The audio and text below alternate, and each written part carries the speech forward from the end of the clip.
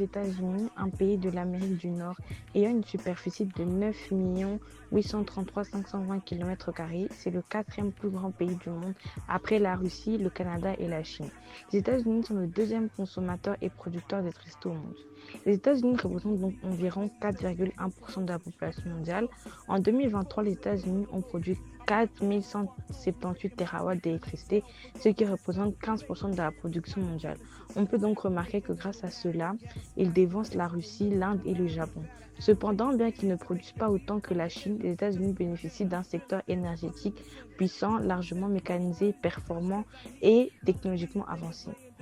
Pays historiquement industriel, les États-Unis disposent de ressources variées, pétrole, gaz, charbon, nucléaire renouvelables, leur permettant d'assurer une production presque suffisante pour couvrir leur consommation. Cependant, les États-Unis dépendent de l'extérieur, ce qui représente un enjeu majeur pour le pays. Mais si l'on regarde de près, la balance commerciale énergétique est positive avec un excédent d'environ 11,5 milliards de dollars par an. Comme toutes les grandes puissances, les États-Unis utilisent plusieurs sources pour produire leur électricité.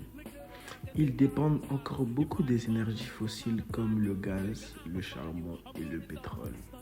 Mais ils développent de plus en plus les énergies dites bas carbone, comme le nucléaire, l'éolien, le solaire, encore l'hydroélectricité.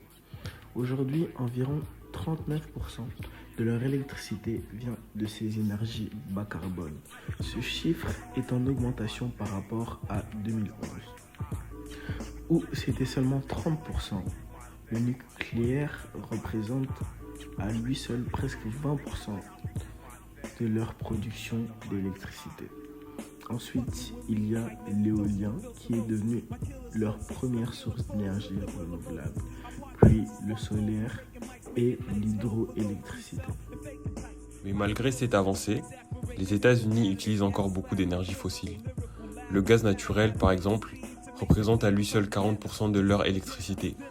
Il est moins polluant que le charbon, mais reste une énergie non renouvelable. Les États-Unis ont la chance d'avoir plein de ressources sur leur territoire. Ils possèdent de gros gisements de gaz schiste, de pétrole et de charbon. Parmi les installations importantes, il y a la centrale nucléaire de Palo Verde en Arizona. C'est la plus puissante du pays et elle fournit de l'électricité à plus de 4 millions de foyers. Et pour l'hydroélectricité, la centrale hydroélectrique du barrage de Grand Coulee est la centrale d'énergie renouvelable la plus puissante du pays. Elle fournit de l'électricité à environ 854 000 foyers par an.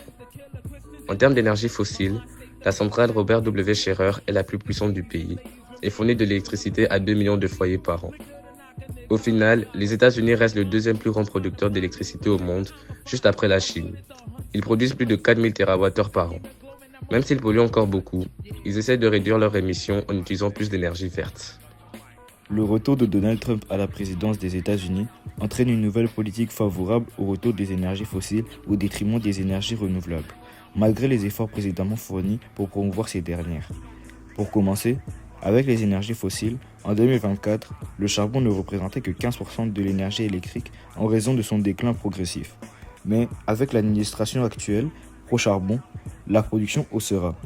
Du côté du gaz naturel, grâce à ses grandes réserves, cette énergie restera la principale source d'électricité, représentant 42% du mix énergétique. Pour le nucléaire, son énergie restera une source stable et essentielle pour garantir une production d'électricité non carbonée. Les 93 réacteurs en activité bénéficieront d'une modernisation et d'investissements en infrastructures durant ce mandat. Enfin, les énergies renouvelables, notamment l'éolien et le solaire. Bien que leur croissance se poursuive, elle sera plus lente en raison des aides et subventions fédérales qui ont été réduites au profit des énergies fossiles. Mais leur production devrait atteindre entre 20 et 30% du mix énergétique en 2030.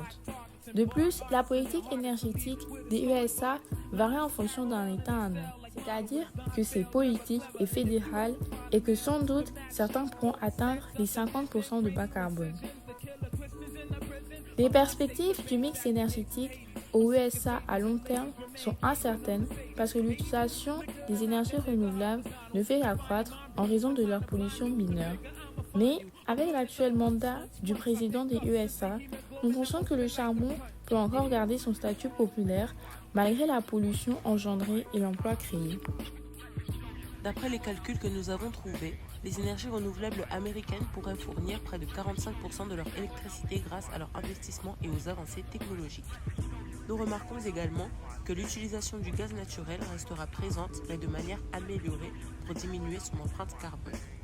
Quant au nucléaire, nous avons remarqué qu'il va jouer un rôle clé dans cette transition énergétique.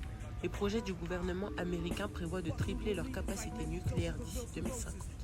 Afin de faciliter cette expansion, les USA misent sur les SMR, qui sont de petits réacteurs modulaires qui semblent être une alternative plus flexible et moins coûteuse aux grandes centrales. En résumé, nous pensons que les USA s'approchent d'un mix énergétique où les énergies renouvelables prendront une grande importance, dont parmi celles-ci le nucléaire, mais il reste de l'espoir que le charbon soit continué d'être utilisé tout en mettant en place plusieurs manières de réduire au maximum les émissions de gaz à effet de serre, si l'actuel président reste en fonction.